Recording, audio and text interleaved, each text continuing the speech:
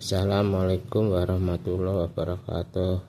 Semoga dapat bermanfaat bersama channel Cahaya Hati. Semoga amal ibadahnya Bapak Kiai Zainuddin Amjad diterima Allah Subhanahu wa Ta'ala. Amin amin ya rabbal alamin.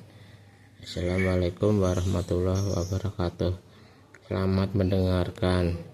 Selalu berusaha menyimpan sesuatu yang bisa membawa manfaat, baik untuk dirinya, untuk anak cucunya, maupun untuk keluarganya, untuk masa kini dan masa depannya.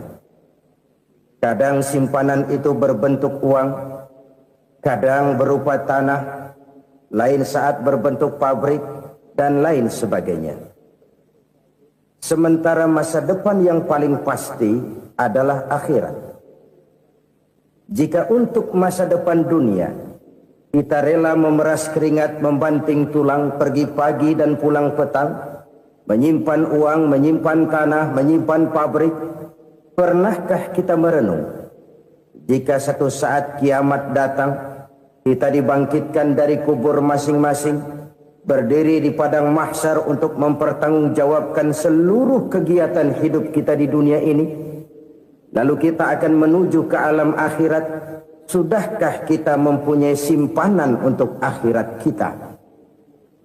Pada pertemuan kali ini saya ingin menyampaikan sebuah hadis di mana Rasulullah sallallahu alaihi wasallam bersabda, "Arba'un min kanzil jannah."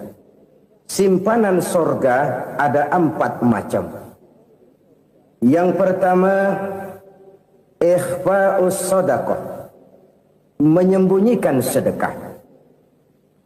Saudara-saudara kaum muslimin, sebagaimana yang kita maklum bahwa Allah Subhanahu wa Ta'ala melebihkan sebagian rezeki dari kita terhadap yang lain. Ada yang kaya, ada yang setengah kaya, ada yang miskin, ada yang setengah miskin, dan selanjutnya. Ada yang gajinya kecil tapi penghasilannya gede. Ada yang penghasilannya gede tapi nggak punya gaji. Ada juga yang memang gajinya gede dan penghasilannya gede. Kelebihan rezeki merupakan sunnatullah dan tidak harus membuat kita merasa lebih dari yang lain. Bahkan sebaliknya, kelebihan itu harus membuat kita ringan tangan untuk menolong mereka yang memang memerlukan pertolongan. Kalau saudara diberikan ilmu, maka pertanyaan akhirat cuma satu: ilmumu kau amalkan untuk apa? Kalau saudara diberikan umur yang panjang, pengadilan akhirat juga bertanya satu: umurmu kau habiskan di mana? Tapi kalau saudara diberikan harta, pengadilan akhirat akan bertanya 2: hartamu kau dapat dari mana? Kau belanjakan kemana? Dari mananya ditanya, dan kemananya juga ditanya. Oleh karena kita akan dimintakan pertanggungan jawab, maka amanah yang bernama harta ini harus kita gunakan dengan sebaik-baiknya. Ada penggunaan yang merupakan kewajiban, itu zakat namanya. Ada penggunaan yang sewaktu-waktu, itu infak namanya. Ada yang lebih sewaktu-waktu lagi, dan itu sedekah namanya.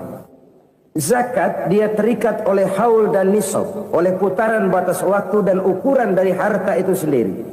Sedangkan infak terikat oleh situasi dan kondisi perekonomian seseorang. Sedangkan sedekah tidak terikat dengan apapun.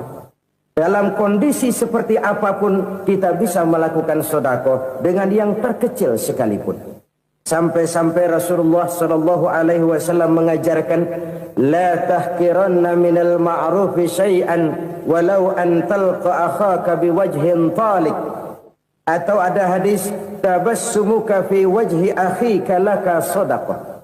Senyumanmu kepada temanmu adalah sedekah. Jadi untuk melakukan sedekah tidak harus dalam berbentuk uang. Dengan ilmu kita bisa sedekah, Dengan tenaga kita bisa bersedekah, dengan pikiran kita bisa bersedekah, bahkan senyum kepada teman itu pun sedekah. Jadi kalau sedekah dengan uang memang belum punya uang, nyengir aja banyakin. Itu asal pada tempatnya, jangan lalu ketemu tiang listrik cengengesan. Tentu tidak pada tempatnya dan tidak wajar. Nah, sedekah yang paling dicintai Allah adalah sedekah yang disembunyikan. Artinya jauh dari sifat riya.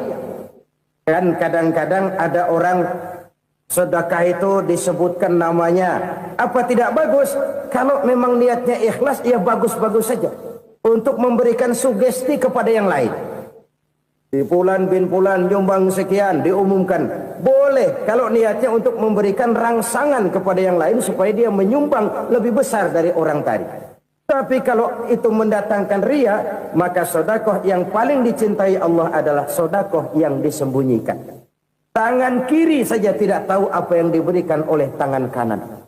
Sedekah yang dilakukan dengan ikhlas akan merupakan perbendaharaan surga, tersembunyi dari pandangan orang lain, tidak seorang pun tahu. Karena memang sikap yang baik adalah melupakan kebaikan dan mengingat kesalahan. Itu salah satu ciri orang bahagia. Orang yang selalu mengingat kesalahannya dan berusaha melupakan segala kebaikannya. Kalau dia akan berada kebaikan, dia tidak bisa ikut, dia merasa rugi karena dia merasa belum pernah berbuat baik. Tapi kalau akan melakukan kesalahan baru, dia ingat kesalahan yang sudah-sudah, sehingga terhalang baginya untuk melakukan satu kesalahan baru.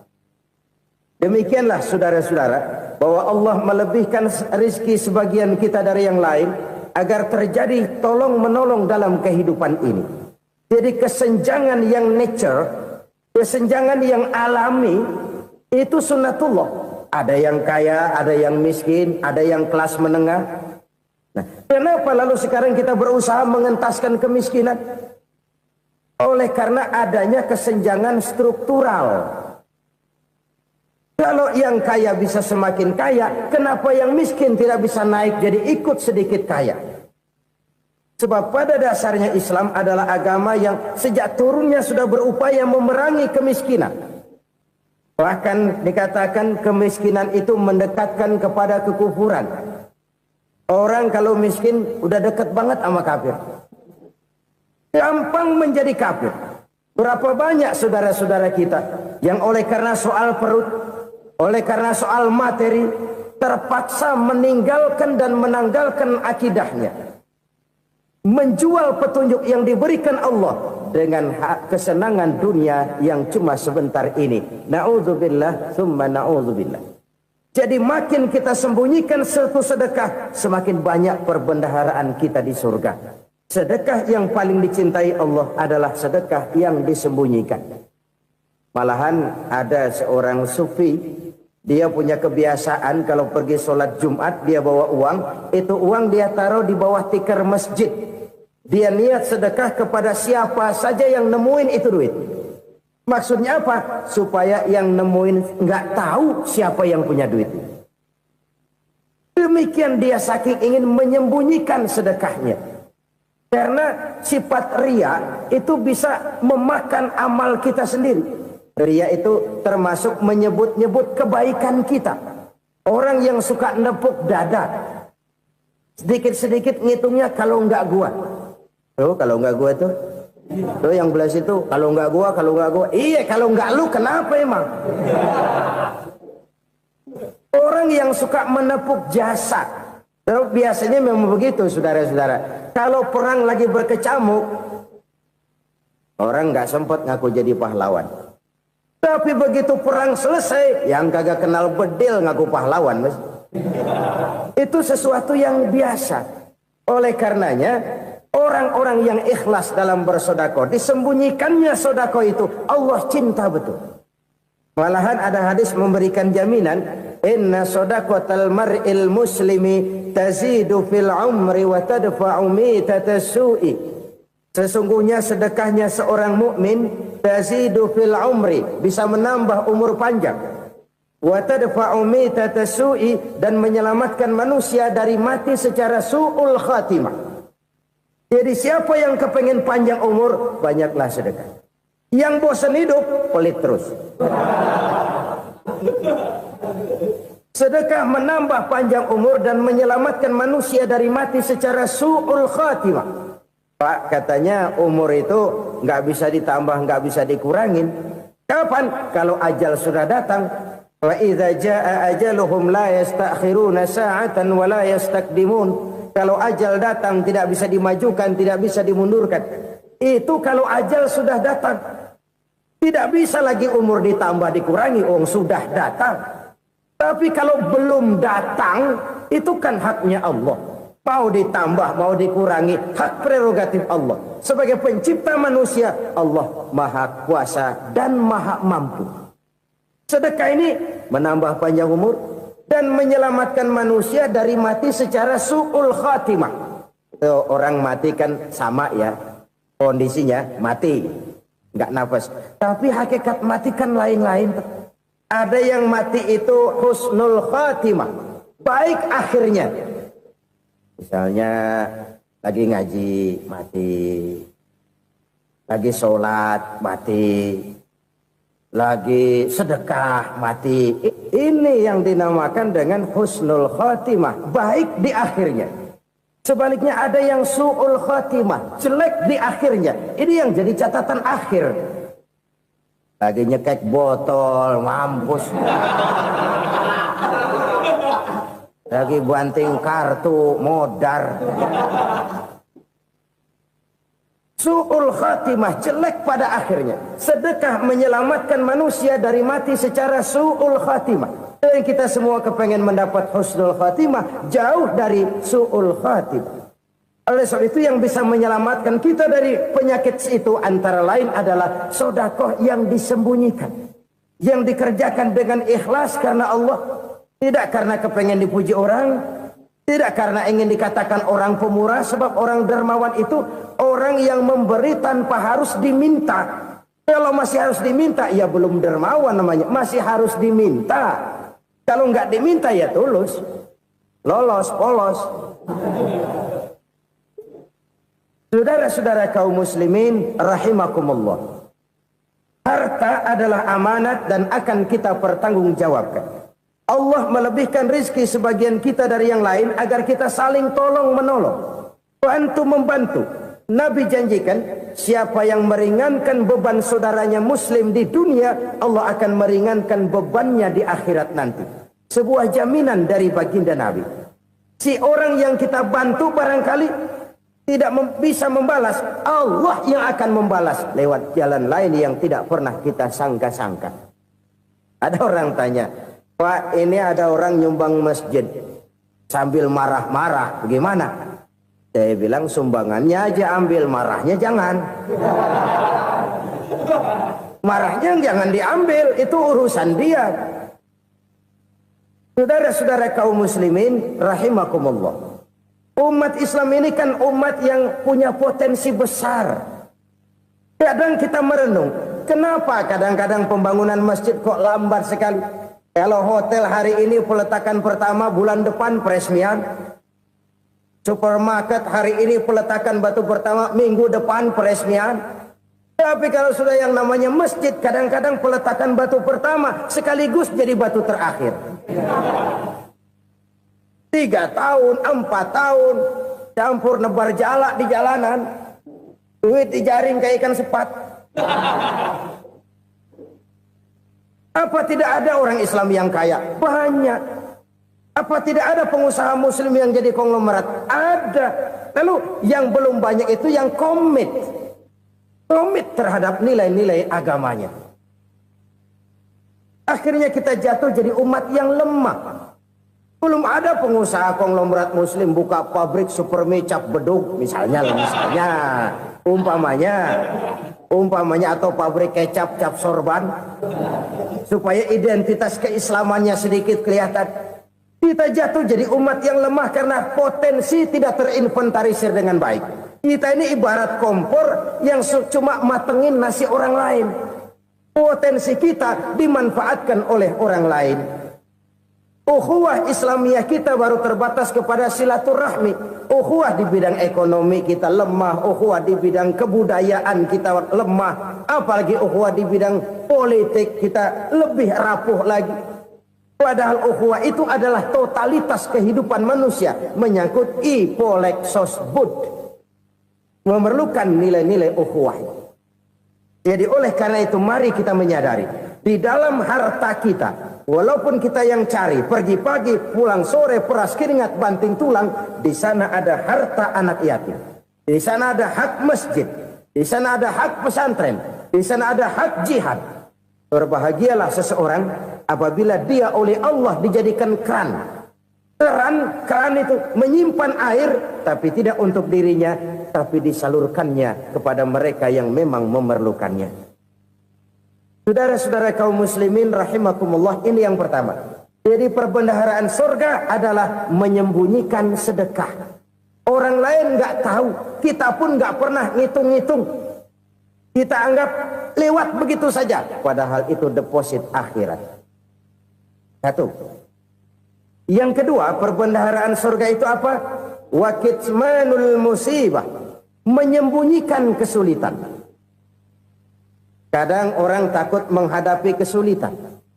Tapi makin kita merenung, hidup ini kan sebenarnya urusan. Takut sama urusan, ya jangan hidup. Tandanya orang hidup itu kalau punya urusan. Urusan melupakan problem. Problem sering menimbulkan kesulitan. Kesulitan bukan untuk ditakuti, tapi untuk diatasi dan dicarikan jalan keluarnya. Siapa sih orangnya yang nggak pernah sulit-sulit? Makin tinggi status sosialnya, makin gede urusannya. Makin tinggi kualitas imannya, makin berat tingkat kesulitannya. Cuma memang yang namanya enak itu seperti pelangi. Biang lala itu nggak pernah di atas kepala kita, di atas kepala orang melulu. Lo sih enak lo, kata kita. Dia juga bilang, enak kan lo. Pelangi itu nggak pernah di atas kepala kita. Kata tukang beca, aduh enak ya naik Mercy. Kata tukang beca, apa yang di dalam mobil Mercy? Aduh enak bener tukang beca, di jok ngeringkuk ngorok pulas bener. Saya kamar pakai AC, sejuk, tempat tidur sutra, empuk, alga, spring bed, gula kulik, nggak bisa pulas kalau belum minum Valium, belum tidur. Enak bener tukang beca, di jok ngorok nggak tahu wetan kulon. Si tukang beca bilang yang di Mercy enak, yang di Mercy bilang tukang beca enak. Inilah enak, nggak pernah di atas kepala kita, di atas kepala orang lain melulu enak itu. Nah, saudara-saudara, yang merupakan perbendaharaan surga itu orang yang bisa menyembunyikan kesulitan, baik pribadi ataupun rumah tangga. Nih terutama rumah tangga yang jadi soalnya. Kadang-kadang kita ini kalau senang, sebaliknya kalau senang kita diam, kalem aja, cuek. Banyak banget duit kita bawaan, diam aja udah. Malah ketemu orang takut. Tapi begitu susah, sekampung tahu. Padahal Nabi mengajarkan perbendaharaan surga itu menyembunyikan musibah, menyembunyikan kesulitan.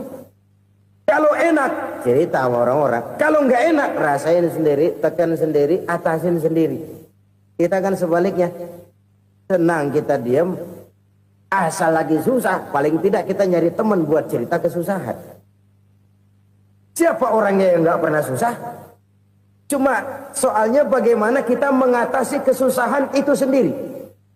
Begitu juga misalnya kalau orang sudah berumah tangga, itu orang tuanya harus menjadi tempat dia cerita yang enak-enak saja. Yang nggak enak rasain berdua, selesaikan berdua, atasin berdua. Jangan dibalik. Asal senang diam, giliran susah saja. Maknya laporan. Terbalik. Bisa menjaga security informasi. Maka nama bayam keluar diam, malah seluitan. Enak amat lo makan daging ayam. Security informasi. Saudara-saudara kaum muslimin rahimakumullah. Ujian yang terberat itu yang pernah diberikan kepada para nabi para rasul, para aulia, para ulama, makin tinggi keimanan, makin berat bentuk kesulitan. Ayo saya kemukakan satu contoh saja. Ada seorang nabi yang kaya, nabi kaya, namanya Nabi Ayub. Iblis kalau orang begini kan keki, ibadahnya rajin, kaya. Nih yang kayak begini susah digodain. Kalau ibadahnya rajin, miskin, kali bisa disogok. Sini imannya mantap, ibadahnya rajin, kaya, nabi lagi. Oh, tapi namanya iblis nggak kurang akal. Laporan, Tuhan, kenapa iblis? Ya ini bahasa saya, bahasa Qurannya sih nggak gitu. Itu hambamu yang namanya Ayub, dia rajin ibadah cuma karena dikasih kaya aja. Coba kasih miskin dia, berhenti dia sembahyang. Ah, kamu bisa aja. Saya tahu Ayub itu hambaku yang ikhlas. Saya buktiin Tuhan, silahkan. Dibuktiin lah, iblis turun ke alam ini. Yang mula-mula dia lakukan, dia rusak sawah ladang Nabi Ayub. Dia binasakan binatang ternak Nabi Ayub. Sehingga dalam waktu singkat, jatuhlah Nabi Ayub dari orang paling kaya jadi orang paling miskin. Beliau masih ibadah di mihrab dalam masjid. Datang iblis. Saudara Ayub, ya. Lagi ngapain? Ibadah. Nyembah Allah, nyembah Allah. Oh, percuma. Kenapa? Tuhan yang ente sembah nih, dia udah bikin miskin ente. Sawah ladang ente hancur lebur, binatang ternak binasa. Sekarang ente jadi orang paling miskin. Ngapain nyembah Tuhan kayak begitu? Tekor. Udah berhenti dah ibadah, berhenti ibadah. Ini iblis sama Tuhan laporannya lain, yang dikerjakan kepada Nabi Ayub juga lain. Benar begitu iblis kata Nabi Ayub? Iya, sawah ladang saya habis, buras. Binatang ternak saya binasa, binasa. Saya miskin, bangpak. Apa jawab Nabi Ayub? Bukan innalillahi, ya ini hebat. Alhamdulillahillazi a'tani wa akhza minni. Segala puji bagi Allah yang telah memberikan harta kepada saya dan sekarang mengambilnya lagi. Alhamdulillah. Allah yang ngasih, Allah yang ambil. Itu mah urusan Allah. Iblis cuman ibadah jalan terus, sujud lagi Nabi Ayub. Iblis seleher gondok banget. Dasar Nabi nggak mempan dia apa-apain. Miskin malah alhamdulillah. Allah yang ngasih, Allah yang ambil. Jadi kalau kita tidak komit, kita tidak terikat kepada kaya, miskin, senang, susah, apa yang bisa bikin kita susah? Jadikan kekayaan, kemiskinan, jadikan senang, susah sebagai anak buah yang bisa kita atur. Jangan kekayaan ngatur kita, jangan kemiskinan ngatur kita. Kita yang harus mengatur mereka. Senang, susah, kaya, miskin, bahagia, sengsara, jadikan itu anak buah yang bisa kita atur. Kalau sekarang kita kaya, lain saat boleh jadi kita miskin, semiskin-miskinnya. Allah yang ngasih, Allah yang ambil. Tenaga mana yang bisa menghalangi? Ibadah jalan terus. Iblis makin gondok. Dasar Nabi loh. Akhirnya apa? Nabi Ayub dikerjain, diberikan penyakit. Demikian fatal penyakitnya. Bayangin, udah miskin sakit. Masya Allah. Miskin sakit. Sakitnya nggak lama, kira-kira 16 tahun. Istrinya 3, 2 mental minta ceraiin. Ngerawatin laki bengek begini. Senang belum tentu, susah udah pasti nih. Cerai aja, cerai dah. Cerai. Tinggal satu Siti Rahmah yang setia menemani beliau.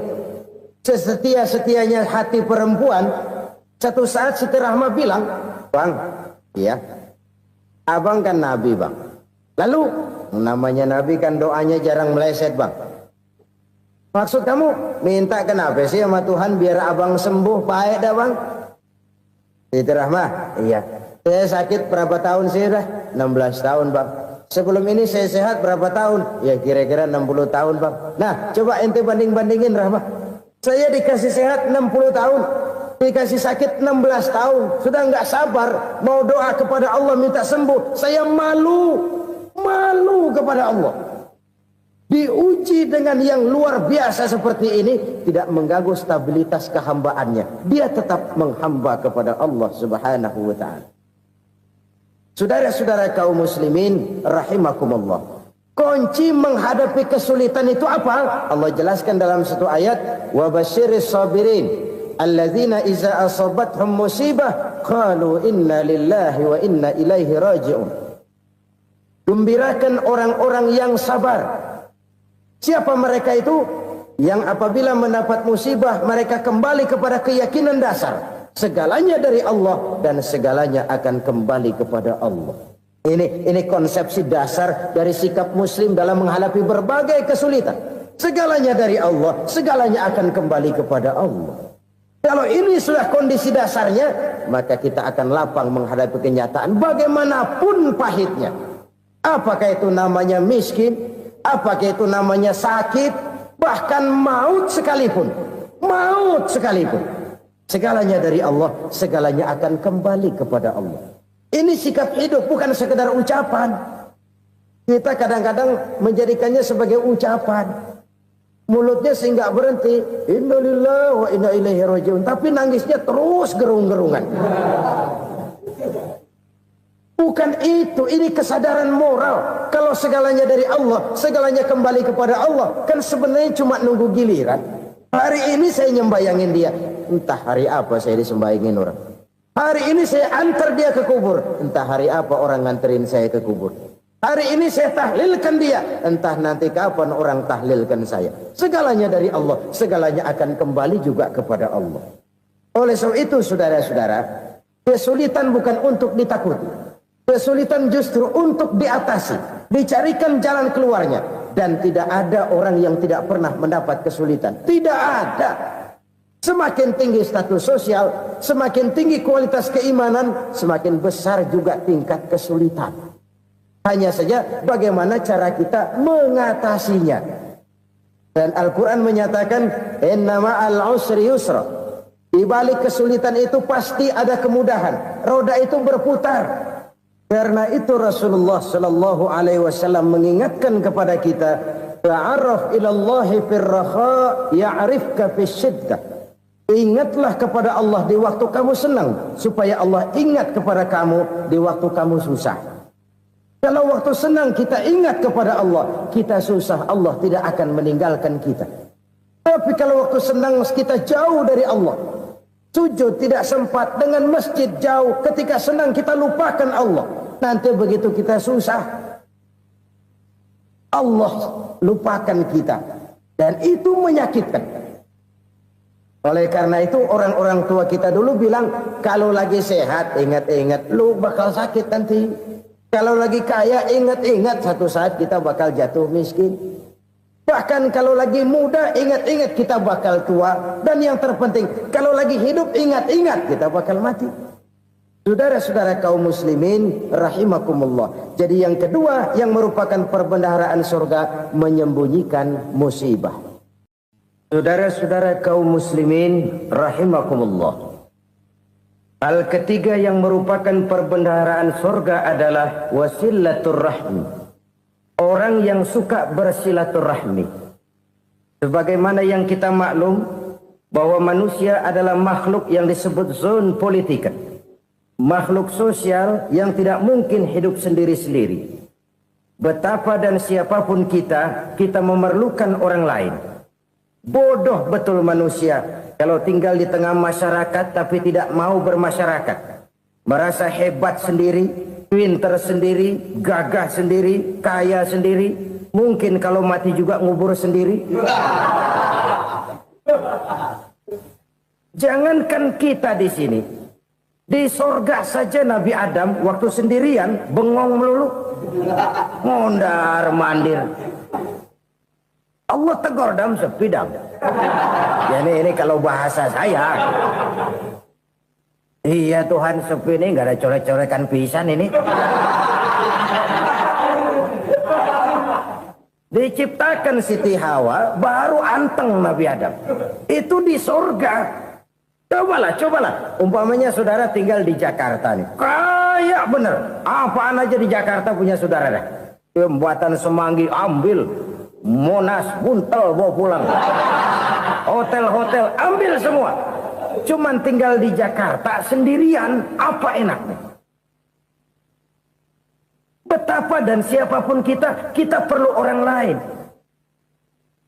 Tidak ada seorang pun yang bisa memenuhi kebutuhan hidupnya secara sendiri-sendiri. Nah, Islam telah menyelamatkan manusia dari ras diskriminasi. Mengikat manusia dengan persaudaraan yang berlandaskan kepada akidah. Karena itu dianjurkan bersilaturahmi. Bahkan Nabi menyatakan, Man arada ayyubsata lahu fi rizkihi wa yunsa'a fi atharihi falyasil rahimah. Siapa yang kepengen diluaskan rezekinya dan dipanjangkan usianya, banyaklah ia bersilaturahmi. Siapa yang kepengen dimudahkan rezekinya, hendaknya ia banyak bersilaturahmi. Kalau banyak teman, kesulitan kan paling tidak ada tempat cerita. Udah susah, sendirian kita pikirin diri, nggak ada tempat tukar pikiran. Cepet banget sama bengek. Dilawan sendiri. Nah, secara makro kita bisa berkata, tidak mungkin ada kemenangan kalau tidak ada kekuatan. Tidak ada kekuatan kalau tidak ada kesatuan dan persatuan. Tidak mungkin ada kesatuan dan persatuan tanpa semangat silaturahmi. Kalau umat Islam mau menang, dia harus kuat. Kalau umat Islam mau kuat, dia harus bersatu. Kalau umat Islam mau bersatu, dia harus membudayakan silaturahmi ini. Bahkan sampai-sampai kata Nabi, kalau bisa cari nilai tambah. Apa? Silman qata'ak. Bersilaturahmilah kau kepada orang yang marah denganmu. Masya Allah, indahnya ajaran agama kita. Orang yang marah pun kepada kita, kata Nabi, kalau bisa bersilaturahmilah kepadanya. Kepada orang yang marah itu. Di situ nilai tambah. Cuman jujur nih hadis, ngucapinnya gampang, ngamalinnya yang berat banget. Orang marah sama kita disuruh silaturahmi, ada apa malu? Lu marah, ada gue marahan lagi. Gue pikirin. Saudara-saudara kaum muslimin rahimakumullah. Tapi ini yang diajarkan, bahkan ini yang dicontohkan oleh baginda Rasul. Bagaimana begitu mudah, misalnya satu saat Abu Jahal ini ngatur strategi bagaimana bikin Muhammad celaka. Dia gali lubang di depan tempat tidurnya. Dia tutupin daun korma. Terus dia panggil seseorang, ke sini. Kasih tahu Muhammad, pamannya sakit keras, minta ditengokin. Berangkat orang ini ke sana. Muhammad, labbaik. Pamanmu sakit keras, dia minta ditengokin. Baik, saya akan datang menjenguk beliau. Berangkatlah Nabi ke rumah Abu Jahal tanpa prasangka apapun. Abu Jahal udah pasang setil, selimut 3 rangkap setengah dipakai, persis kayak orang meriang. Tapi sembari ngintip dari balik selimut, begitu Muhammad buka pintu, nah masuk perangkap nih. Muhammad jalan menuju tempat pembaringan. Makin lama makin dekat, makin lama makin dekat, makin dekat ke lubang yang dipasang oleh Abu Jahal itu. Dalam hati Abu Jahal, terus dah jatuh, mampus dah lo ini. Mampus lo hari ini nih. Apa yang terjadi? Malaikat Jibril datang. Muhammad, pamanmu cuma pura-pura sakit. Di depan tempat tidurnya ada lubang perangkap supaya kamu jatuh ke situ. Sudah, kamu pulang. Balik kanan Nabi. Sudah hampir jatuh ke lubang, balik kanan, pulang. Bayangin kecewanya Abu Jahal. Muhammad dikit lagi. Enggak paman, saya pulang aja. Emosi bangun dari tempat tidur, enggak sadar kalau lagi pura-pura sakit. Lompat ngejar Nabi, dia lupa dengan lubang yang dia gali. Serak, nyemplung sendiri ke dalam lubang.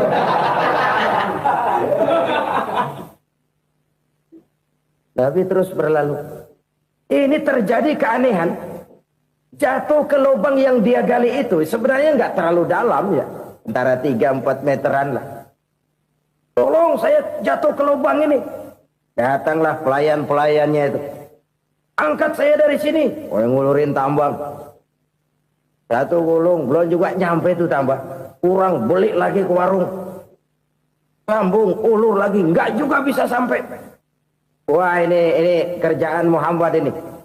Tolong siapa salah seorang kamu ke rumah Muhammad, kasih tahu encangnya kecebur.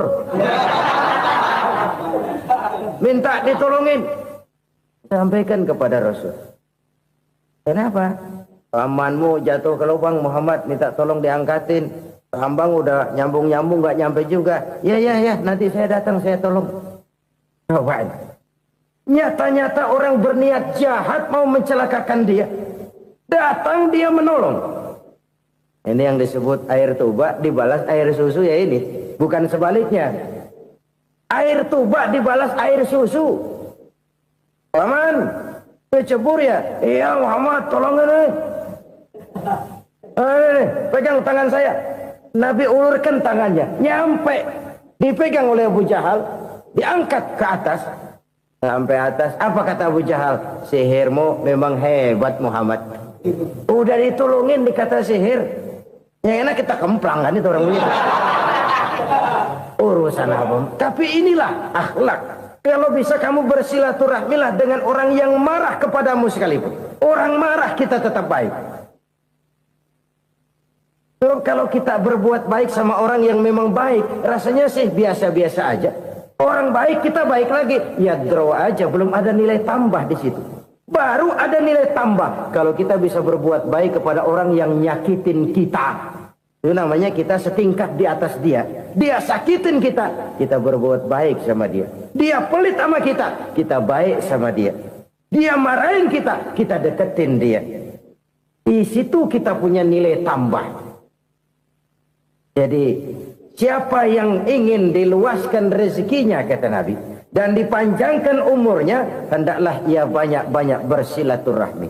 Sederhana sebenarnya silaturahmi, tapi silaturahmi membangkitkan semangat kesatuan dan persatuan. Kesatuan dan persatuan melahirkan kekuatan. Dalam matematika 1 ditambah 1 pasti 2. Tapi di tengah masyarakat, 1 orang takut ditambah 1 orang takut, hasilnya jadi 2 orang setengah berani. Kenapa setengah berani? Karena udah berdua. Tadi pan takut sendirian. Kalau dia kumpul turu-turu takutlah jadi berani. Kita yang lemah, kita yang tidak berdaya, kita yang miskin, kalau mau kompak bersatu, apa yang nggak bisa kita kerjain? Apalagi tinggal di kota besar, pilihan cuma 2. Bertahan atau minggir. Bertahan atau minggir. Untuk bisa bertahan harus mampu bersaing. Untuk mampu bersaing harus punya keahlian. Keahlian harus ditunjang dengan pendidikan, ditambah oleh kekompakan sebagai umat. Udah miskin mencar mulu, orang injak kita. Orang nggak pandang urusan apa malu. Oleh karena itu silaturahmi pada hakikatnya merupakan roh dari ukhuwah yang diajarkan oleh agama kita. Bagaimana Islam menyelamatkan masyarakat manusia dari ras diskriminasi, mengikat manusia, dan tidak ada persaudaraan yang lebih indah selain persaudaraan yang diikat dengan nilai-nilai akidah. Sepanjang orang di jalan Allah, itulah saudara kita. Keluar dia dari jalan Allah, selesailah persaudaraan sampai di situ. Karena itu, kalau ingin menyimpan sesuatu di surga, banyaklah bersilaturahmi. Datang ke rumah ini, datang ke rumah itu, dan lain sebagainya. Itu simpanan kita di akhirat nanti. Ini yang ketiga. Saudara-saudara, yang keempat, perbendaharaan surga itu apa? Wa qawlu la hawla wa la quwwata illa billah. Ucapan la hawla wa la quwwata illa billah. Ibadah kan ada yang berat, modalnya besar. Bangun masjid berat, modalnya besar. Bangun rumah sakit berat, modalnya besar. Ada ibadah yang berat, tapi modalnya ringan. Misalnya puasa. Puasa itu berat, mengendalikan nafsu. Kalau sekedar nggak makan, nggak minum sih enteng. Mengendalikan nafsu. Itu jihad terbesar, tapi kan modalnya ringan, cuma niat saja. Ini ibadah berat, modalnya ringan. Ada ibadah yang ringan, modalnya juga enteng. Seperti termasuk ucapan la haula wa la quwwata illa billah. Tanpa sadar, la haula wala quwata illa billah. Nyelengin tuh di surga. Nyelengin, kita nggak terasa. Nyelengin simpenan akhirat. La haula wala quwata illa billah. Nyimpan lagi. Kaget. La haula wala quwata illa billah. Nyimpan lagi. Banyak simpenan. Walaupun sebenarnya yang dimaksud di sini adalah kesadaran batin. Bahwa tidak ada daya dan kekuatan kecuali Allah. Itu intinya. Kita memulai pekerjaan disunahkan baca bismillah, kan begitu. Apa itu? Kesadaran moral. Bahwa ini saya bisa kerjakan. Saya kerjakan ini dengan menyebut nama Allah. Kenapa? Kalau Allah tidak memberikan daya dan kekuatan, mana mampu saya kerjakan ini. Maka saya kerjakan ini dengan menyebut nama Allah. Bismillah. Kesadaran moral. Manusia hanya wajib berusaha, tapi nggak pernah wajib berhasil. Banyak hal-hal yang kalau kita renungkan secara rasio nggak mungkin, tapi jadi kenyataan. La haula wala quwata illa billah. Tidak ada daya dan kekuatan kecuali bagi Allah semata-mata. Kesadaran moral akan kelemahan dan keterbatasan makhluk bernama manusia. Kadang kita kagum dengan otak, tapi kita sering lupa sama yang bikin otak. Padahal bagaimanapun hebatnya otak, yang bikin otak pasti lebih hebat dari otak. Nggak percaya, silahkan otak-otakan. Inilah kecenderungan. Kita kagum dengan pesawat-pesawat mutakhir, bukan main besi gede banget terbang itu. Alangkah hebatnya. Lalu apa yang bikin otak tidak lebih hebat dari itu semua? Kita puji laut. Apa yang bikin laut tidak lebih hebat dari laut itu? La haula wa la quwata illa billah. Tidak ada daya dan kekuatan kecuali Allah. Apa yang bisa kita lakukan? Kalau tidak karena daya dan kemampuan yang diberikan oleh Allah kepada kita. Lahirlah sikap tawadu, rendah hati. Tidak melonjak menjadi angkuh dan sombong. Sadar akan kelemahan dan keterbatasan diri. Sebagai makhluk yang diciptakan oleh Allah subhanahu wa ta'ala. Jadi satu sisi ini ucapan yang berpahala, la haula, jadi wiridan. Pada sisi lain ini kesadaran moral, sikap mental, kesadaran batin. Bahwa yang punya daya dan kekuatan itu cuma Allah. Kita nggak pantas untuk sombong. Sebab sombong itu pakaiannya Allah. Kita nggak sedang pakai pakaian Allah, kegedean. Dan makin kita renungi, makin terbentur. Apa sih yang bisa kita sombongin? Kita mau sombong apa? Kaya? Pintar? Itu kan semua relatif. Di atas langit masih ada langit lagi. Jadi oleh karenanya, marilah kita menyadari. Manusia hanya wajib berusaha, tapi tidak pernah wajib berhasil. Yang berusaha saja tidak wajib berhasil, apalagi yang tidak berusaha. Islam bukan agama orang pemalas yang selesai sholat lalu endelohom, nggelenggem ayem-ayem. Tapi Islam bukan agama orang sombong yang setelah berusaha lalu tidak memerlukan Allah.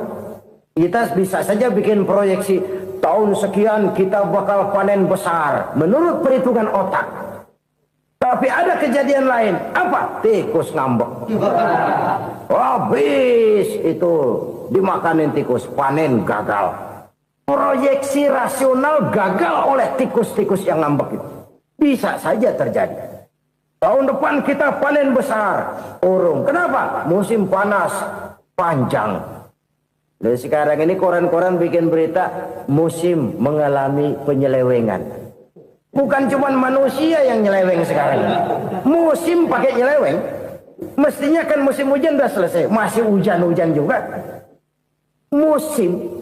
Nah sekarang kita boleh bikin proyeksi. Kita bakal panen besar. Tahu-tahu musim panas panjang.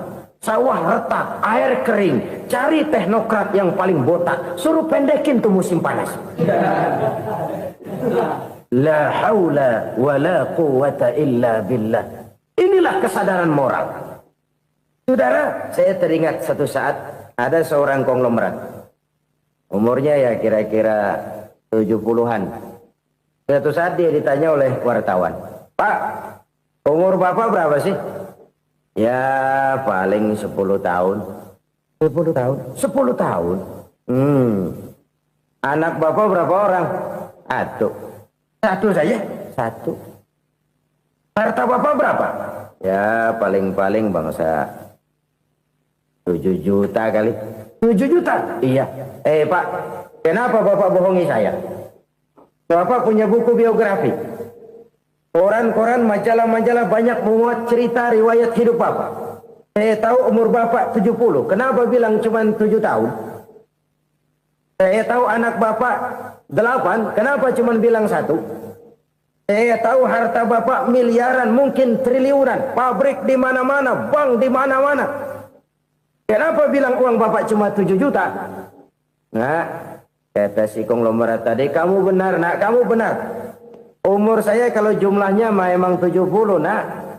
Cuman ingat-ingat saya, baru 7 tahun terakhir ini saya sujud. Baru 7 tahun terakhir ini saya berusaha dekat dengan Allah. Saya laksanakan perintahnya, saya jauhi larangannya. 7 tahun inilah rasanya yang ada nilainya di hadapan Allah. Yang 63 tahun matong, kelabu, kelem umur gue. Habis untuk maksiat, untuk munkarat. Maka ketika ditanya tadi, umur saya 7 tahun itu. Oh begitu Pak. Oh iya. Lalu anak Pak. Anak bapak kan 8. Kenapa bilang cuma 1? Nah, kalau jumlah hitungannya memang anak saya 8. Tapi dari 8 orang ini rasanya cuma 1 nih yang bakal jadi buah hati, belahan jantung, pelanjut cerita, penerus sejarah, bakal jadi anak soleh yang akan mendoakan saya. Cuma 1 rasanya anak saya ini yang bakal jadi buah hati saya, besar-besaran saya, yang akan mendoakan di kubur saya, yang akan mendoakan di akhirat saya. Yang 7 orang mana? Masya Allah, yang 1 tenggeng, yang 1 nyekek botol mulu, yang 1 nggak karu-karuan.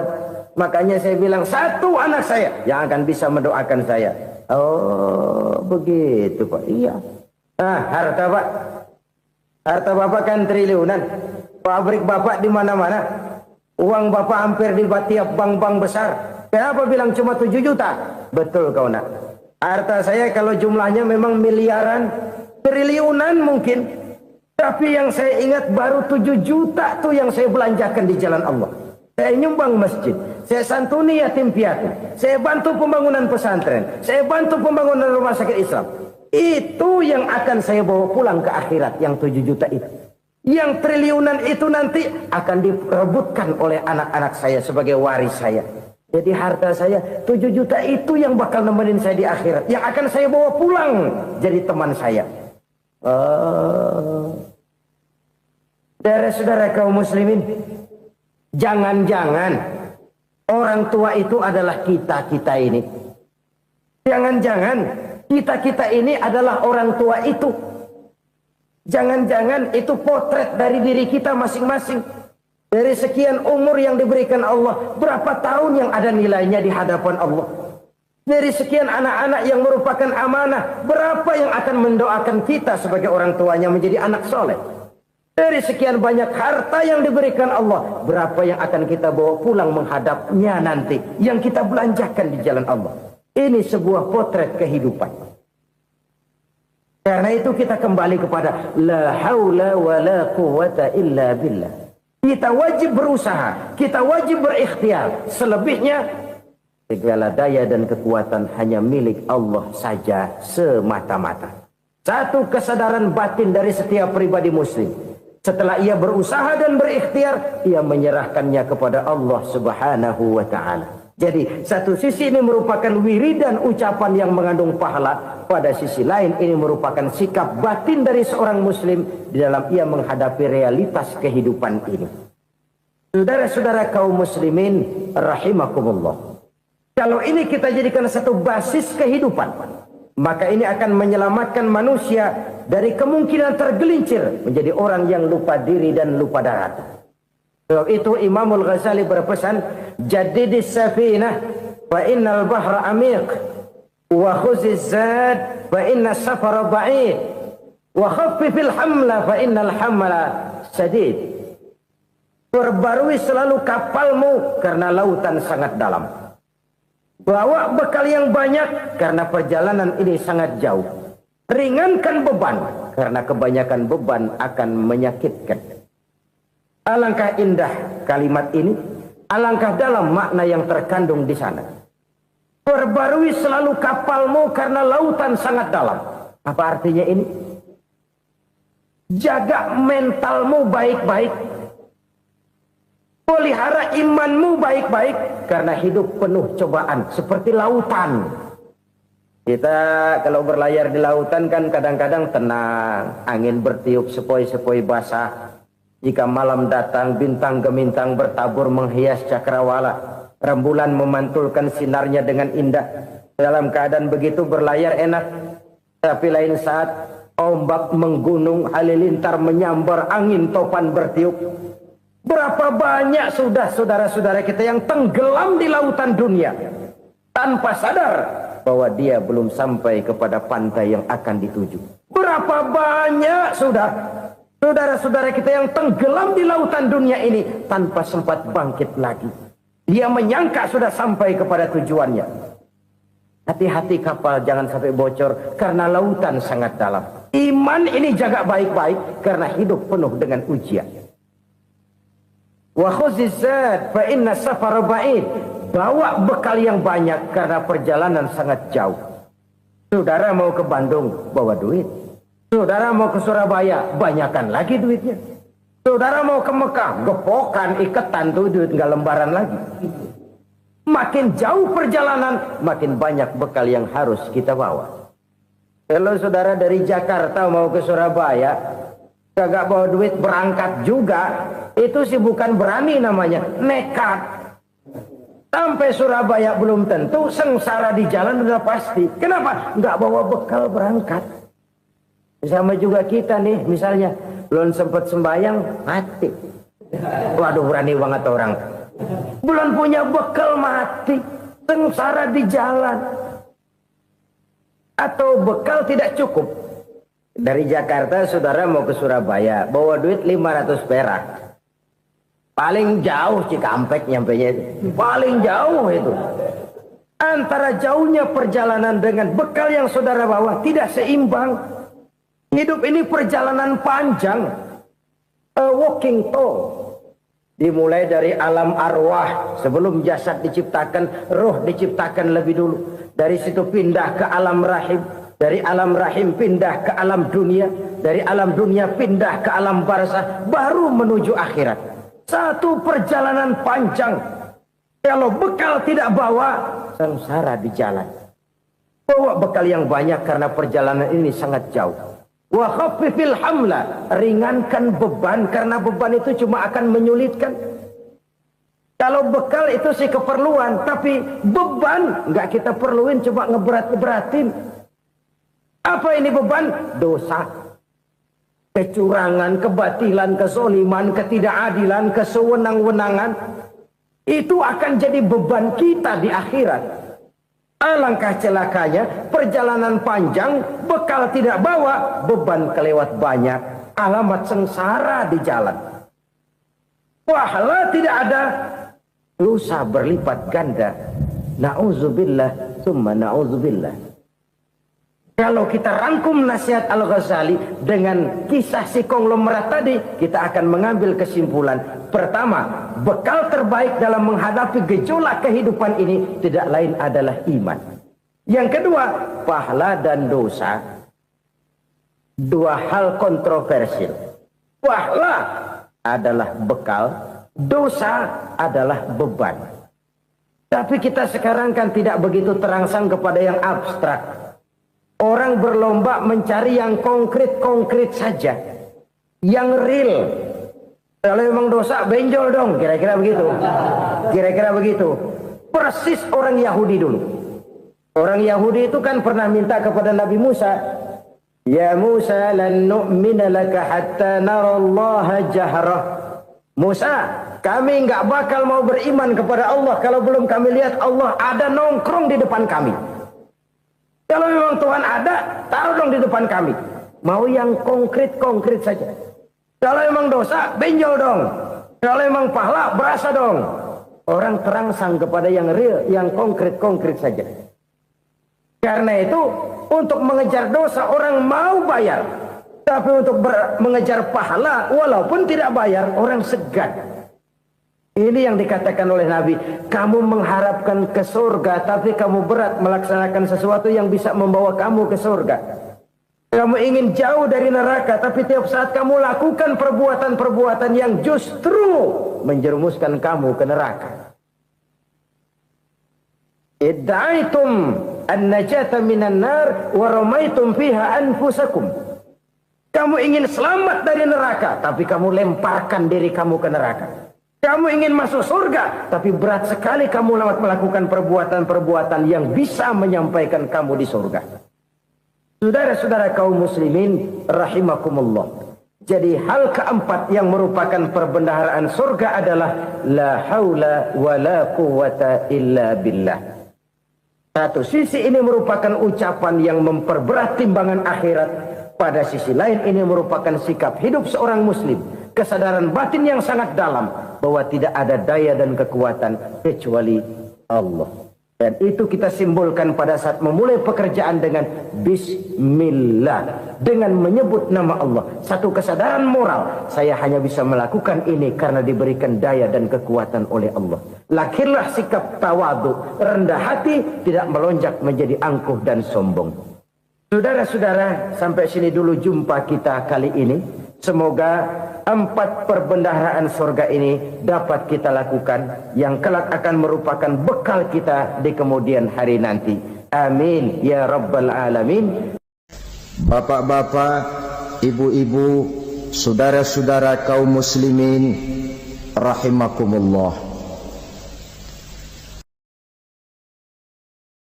Di dalam kehidupan kita sebagai seorang muslim, minimal 5 kali dalam sehari semalam kita mendengar seruan untuk mendirikan solat yang disebut azan. Ada kalimat menarik di dalam kalimat azan itu, yakni seruan hayya 'alal falah, marilah menuju kepada keberuntungan, marilah meraih kemenangan. Seruan ini adalah kecenderungan dari setiap manusia, apapun warna kulitnya.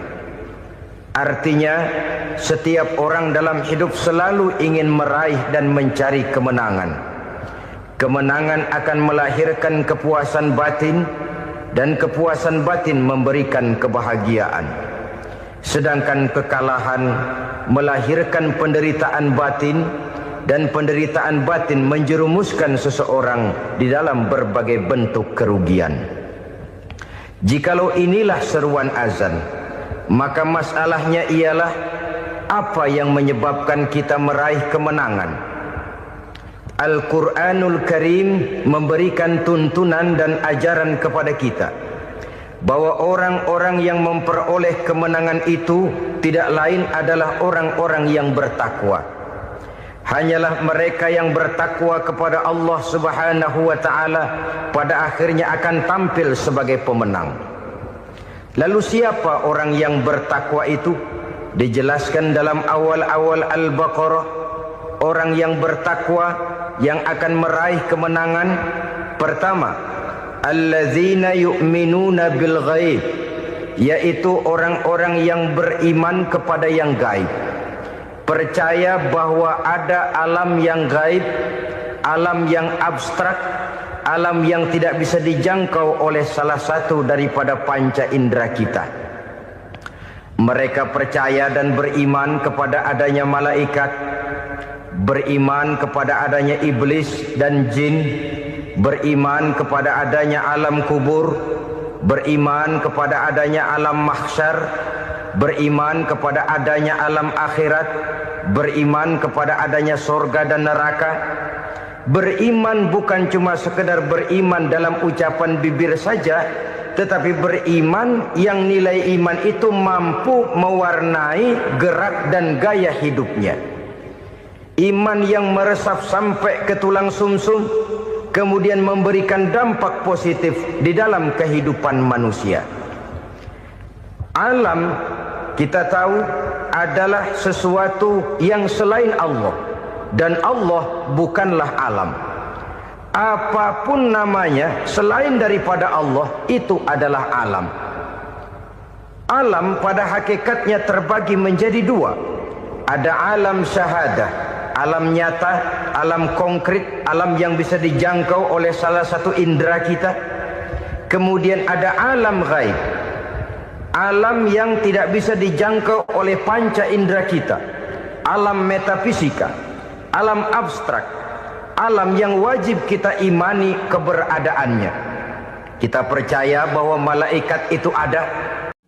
Terima kasih sudah mendengarkan ceramah pengajian Jainuddin MZ. Semoga amal ibadahnya diterima Allah Subhanahu wa taala. Selamat mendengarkan.